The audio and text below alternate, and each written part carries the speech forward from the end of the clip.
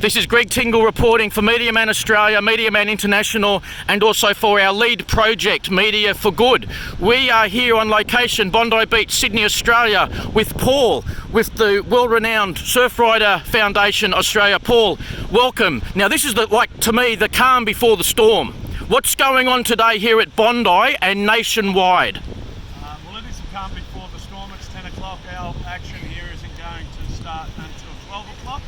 So we're expecting a bunch of people to be down here later, but we just got down here early to set up. But there's over 50 paddle outs occurring right around Australia, as far north, I believe, as Agnes Waters in the north of Queensland, all the way around to Perth. And maybe even further up, I'm not sure, but we've got at least 50 paddle outs. And what we are doing is raising awareness of the fact that we as Australians don't want to have Equinor, a Norwegian oil company, to be drilling in the Great Australian Bight. Yeah, well, it's great that Surfrider is involved, and of course it's been said and written many times, surfers by default are somewhat like natural environmentalists. I mean, they do have an interest because you don't want to be paddling around in rubbish out there or dangerous, and generally we're just like nature aware. But I mean, this is for everybody, I think, in Australia and the world that actually cares about health and the environment and everything else. So what's a quick background of the Surfrider Foundation, and how did they decide to really get behind this with the clean oceans and safety? So whether it was No Way Equinor, or if you've got the Bight situation, we know about the reef deterioration in northern Queensland. So what was a bit of a background about how Surfrider got involved in all that? Well, Surfrider Foundation has been here in Australia for 25 years. It was originated in Malibu Beach in California, where a group of concerned individuals were basically standing up against a development that was occurring in the wetlands just there on the beach. There's actually a river that comes out at Malibu, which gives it its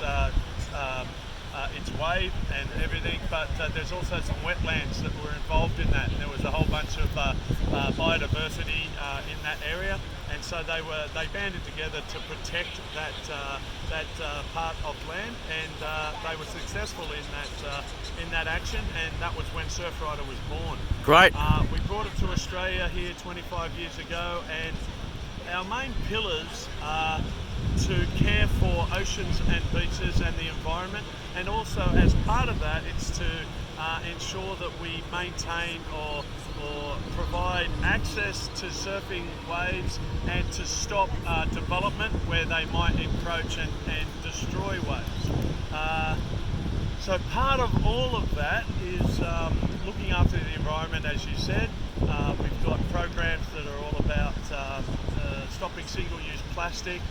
We've got other programs which are to, like I said, save waves. For example, on King Island at the moment, we're trying to stop salmon farming in that area to ensure that one of the great waves and pristine coastlines is saved from the problems that are associated with salmon farming.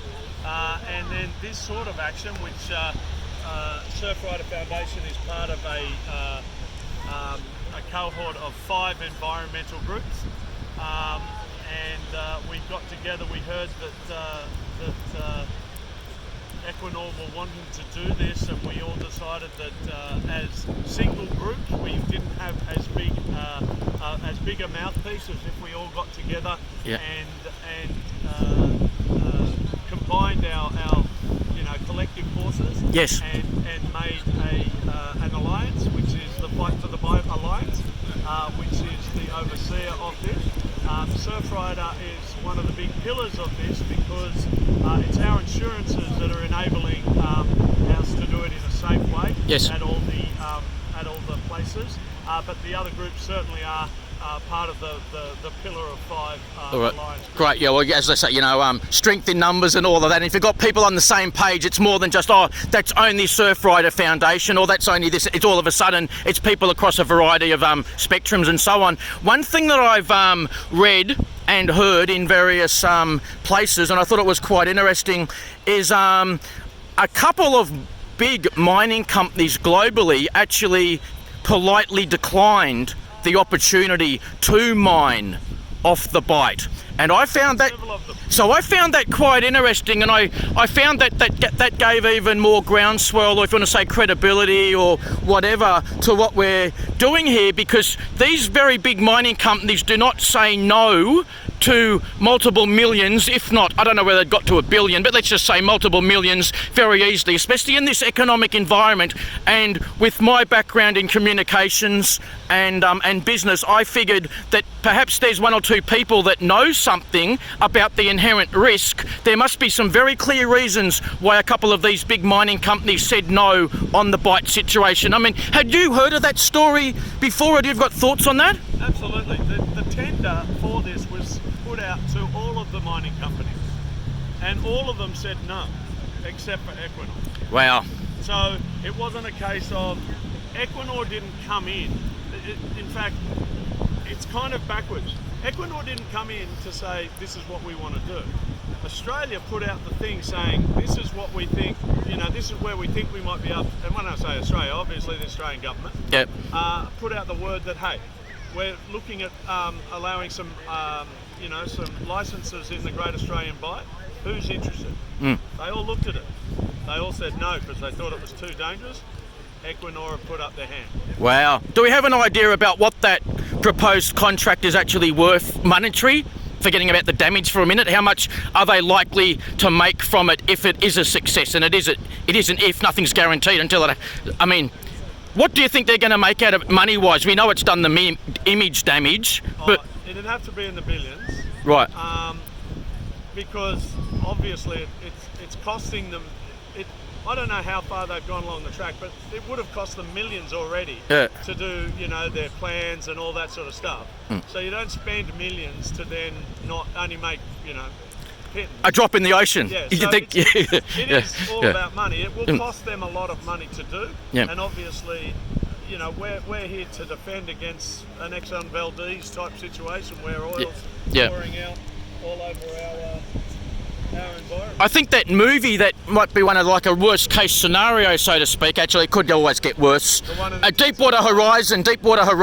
Yeah, that is the nightmare situation that we don't want to happen. No, for nobody. But so you've got human lives at risk. You've got wildlife. You've got the nature. You've got the shores of Australia.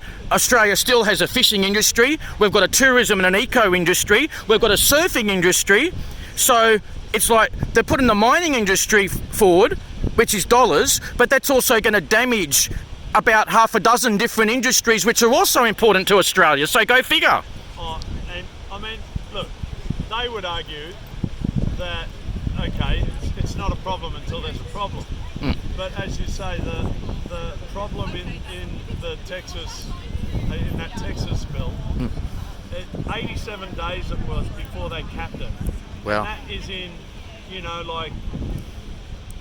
calm water, an area of the world where, it's protected by the geography of the situation, and it took them 87 days to cap that drill, whereas the Great Australian Bight, that's in the Southern Ocean, some of the world's, most dangerous waters. And it's remote and treacherous. And remote, it's going 300 kilometres offshore. Yeah. So if there's a problem, we're not talking about, 87 days, however many days, the stuff that they need to fix it isn't even going to be in Australia. If there's a problem, the nearest, I'm not Mr. Miner. Or scientist, the nearest thing that they're going to have, they've got to fly it from Singapore. So that's a long flight. So that's where this is where it's coming from. Yeah. And then they've got to get it there, 300 kilometres offshore. Anyway, we don't want an accident. We know the potential damage. It could potentially kill a lot of people, and then you've got the wildlife, but people as well. Yep. But look, most Australians are very environmentally aware. People just want to do what's right for Australia and what's right for the people, nature, people, fish, everything. So look, it's going to be another successful event. This is the calm before the storm. There will be a few hundred people later here. We know this based on the past years of experience. Yep. We're going to have a good time as well, and but we're also going to keep up the good fight. So we'll file this early report, and thank you very much for joining us today, Paul. No worries. Fight for the bite.